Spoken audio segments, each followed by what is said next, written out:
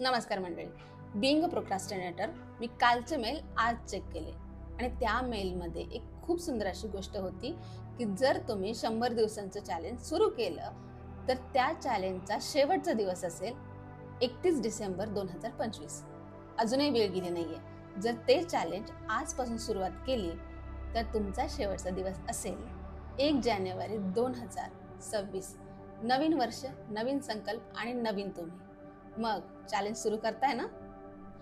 मंडळी, कसं असतं ना की माणूस हा स्टेबल तेव्हा मानला जातो जेव्हा तो मेंटली स्टेबल असतो, फिजिकली स्टेबल असतो किंवा फायनान्शियली स्टेबल असतो.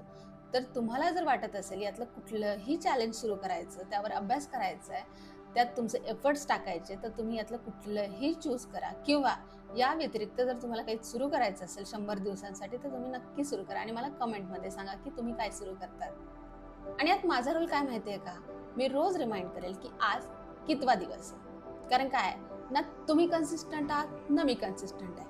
म्हणून याची आपल्याला खूप गरज आहे. आणि मंडळी, मला असं वाटतंय की आपण जे चॅलेंज 100 दिवसांचं सुरू करतोय त्या चॅलेंजचा शेवटचा दिवस हा 1 जानेवारी 2026 हाच असावा. मग चॅलेंज सुरू करूया.